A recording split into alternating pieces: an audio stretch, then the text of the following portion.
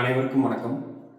இந்த வீடியோவில் பார்த்தீங்கன்னா, திருமணம் முடிவு செய்த பிறகு நின்று போகக்கூடிய அமைப்பு எப்படி? அந்த முகூர்த்தம்னு சொல்கிறோமே, அது எந்த அளவுக்கு பார்க்கணும்? வெறுமனே 10 பொருத்தம் மட்டும் பார்த்தா போதுமா? எந்த மாதிரியான விஷயங்களை பார்த்து நம்ம குறிக்கணும் அப்படிங்கிறது எல்லாமே இந்த வீடியோவில் நம்ம பார்ப்போம்.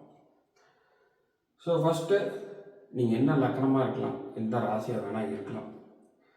எதுக்கு இந்த பதிவுனா, யாராவது மேரேஜ் பண்ணிகிட்டு இருக்கிறவங்களா இருக்கலாம், இல்லை அலைன்ஸ் பார்க்குறவங்களா இருக்கலாம், இல்லை அப்கமிங் மந்தில் மேரேஜ் நடக்கிற மாதிரி இருக்கலாம்.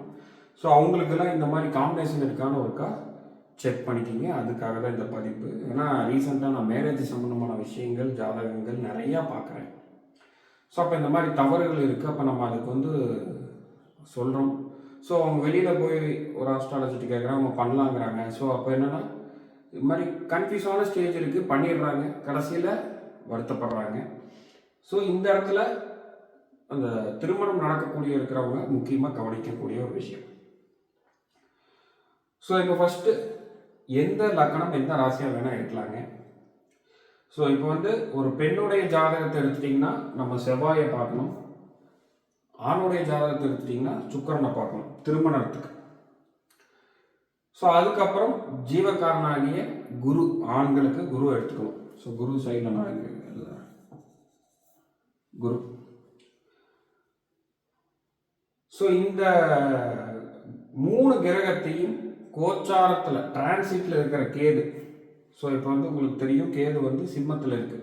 டிரான்சிட்ல இருக்கிற கேது தொடர்பு கொள்ளும் பொழுது அந்த காலகட்டங்கள் திருமணம் தடையாவதற்கான வாய்ப்புகள் ரொம்ப அதிகமாக இருக்கு. அதுவும் எல்லாம் நிச்சயம் பண்ணி, பத்திரிக்கை அடித்து, மண்டபத்துக்கு பணம் கொடுத்து, சமையல்காரர் கொடுத்து எல்லாம் பண்ணி கடைசி ஸ்டேஜில் இந்த மாதிரியான இஷ்யூஸ் வருவதற்கான வாய்ப்புகள் இருக்குது. ஏன் இங்கே கேது இருக்கிறதுக்கும் இதுக்கு என்ன அப்படின்னு பார்த்துட்டிங்கன்னா,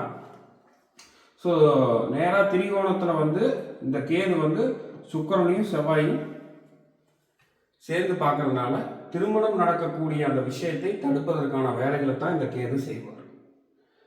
சரி, இங்கே இல்லை சார், எனக்கு இங்கே இருக்கு, அப்பொழுதும் நடக்கும். இல்லை இங்கே இருந்தாலும் நடக்கும். அதாவது 1, 5, 9.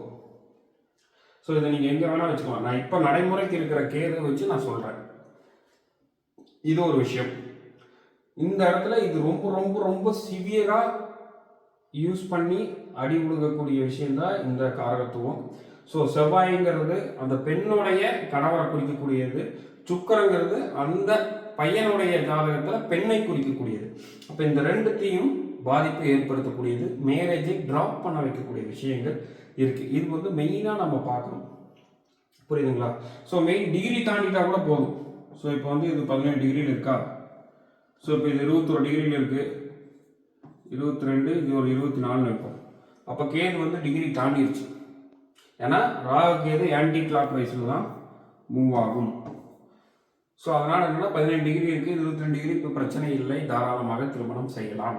அப்போ இந்த ஒரு ஜோதிடராக நம்ம இந்த டிகிரி அடிப்படையில் வச்சும் நம்ம பண்ணணும். டிகிரி கன்ஃபியூஸ் ஆகுது அப்படின்னு நினைக்கிறவங்க விட்டுருங்க. பட் கான்செப்ட் இதுதான்.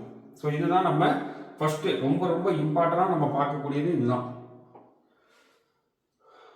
இதுக்கப்புறம் நம்ம பார்க்கக்கூடியது இந்த எப்படி நம்ம செவ்வாய், சுக்கிரன், குரு பார்த்தோமோ அதே மாதிரி 1ஆம் பாவமும் 7ஆம் பாவமும் கேது தொடர்பு கொள்ளாமல் பார்த்துக்கணும்.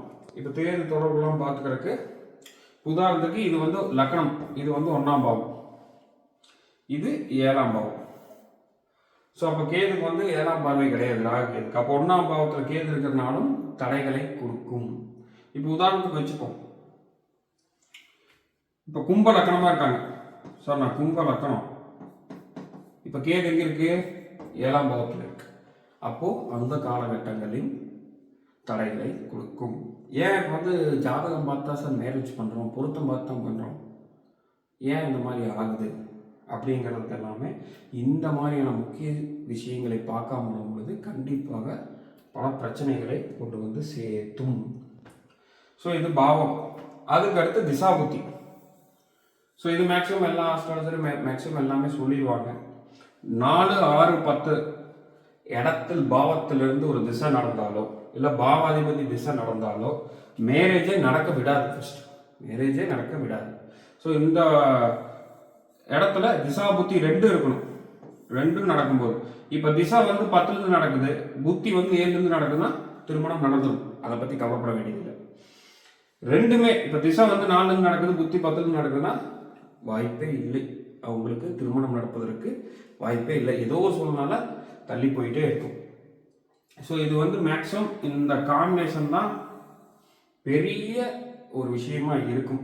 இதை பார்த்து கரெக்டாக பிடிச்சிட்டாலே கிட்டத்தட்ட கிளியர். ஏன்னா நடக்காத திருமணத்துக்கு நம்ம உட்காந்து பொருத்த பார்த்து சொன்னோம்னு வைங்களேன், அது வந்து ரொம்ப சங்கட்டமான சூழலாக போகும் கிளைண்ட்டுக்கும் ஒரு ஜோதிடருக்கும். அப்போ இந்த இடத்துல இந்த கான்செப்டை பிடிச்சிட்டோம்னா கொஞ்சம் ஈஸியாக இருக்கும். ஸோ இதுக்கடுத்து என்ன பண்ணலாம் அப்படின்னு வந்து பார்த்துட்டிங்கன்னா, இது மேக்ஸிமம் எல்லாத்துக்கும் இருக்காது, இருக்கிறவங்களுக்கு சொல்கிறேன்.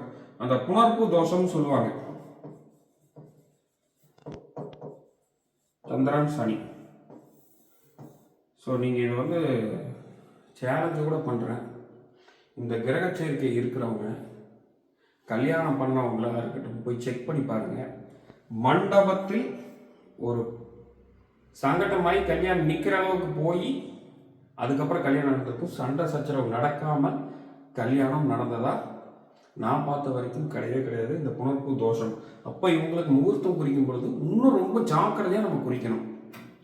அது என்ன சார் சந்திரன் சனி அப்படின்னா, நான் சொல்கிறது பார்வையை சேர்த்து எடுத்துக்கணும். வெறுமனே சந்திரன் சனி எனக்கு இல்லைப்பா அப்படின்னு நினச்சிட வேண்டாம். உங்களுக்கு புரியுற மாதிரி சொல்கிறேன்.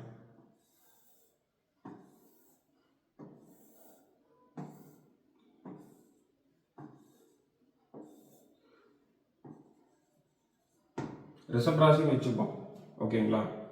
ஸோ அவங்க ஜாதகத்திற்கு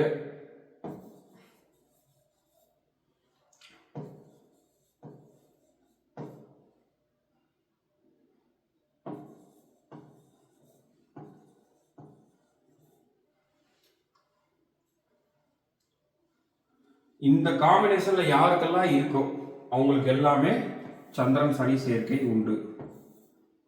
இது 3ஆம் பார்வையா சனி சந்திரனை பார்க்கறது, அதுவும் புணர்ப்பு தோஷம்தான். ஸோ வெறுமனே சந்திரன் சனி இங்கே இருக்கு, அப்பா இது மட்டும்தான் எனக்கு இருக்கு, மற்றவங்களுக்குலாம் இல்லைன்னு அர்த்தம் இல்லை. பார்வையும் சேர்ந்து நம்ம எடுத்துக்கணும், தெரியும். ஸோ இந்த இடத்துல இருந்தால் அந்த இடத்துல ரொம்ப கவனமாக நம்ம கையாளணும். ஸோ அப்போ திருமண பொருத்தம் ரொம்ப ரொம்ப ரொம்ப முக்கியம். ஸோ நான் சொன்ன விஷயங்கள் எல்லாமே பார்த்து கரெக்டாக அதுக்கேற்ற மாதிரியான விஷயத்தை முகூர்த்தம் புரியுங்க. வெறுமனே 10 பொருத்தத்தை பார்த்தாலும் பத்தாது. ஸோ முகூர்த்தங்கிறது ஒவ்வொரு விஷயத்துக்கும் ஒவ்வொரு மாதிரி இருக்குது. இப்போ பங்குச்சந்தைக்கு ஒரு மாதிரி இருக்கும், திருமணத்துக்கு ஒரு மாதிரி இருக்கும், வீடு புனியாஜனைக்காக இருக்கட்டும், காது குத்துறதா, இந்த மாதிரி எல்லாமே பார்த்து தான் நம்ம பண்ணணும். ஏன் திருமணம் மேரேஜுக்கு மட்டும் சொன்னால் அது ஒரு பிக் ஈவெண்ட். ஸோ அதனால தான் நான் அதை வந்து இவ்வளோ டீட்டெயிலாக எக்ஸ்பிளைன் பண்ணுறேன்.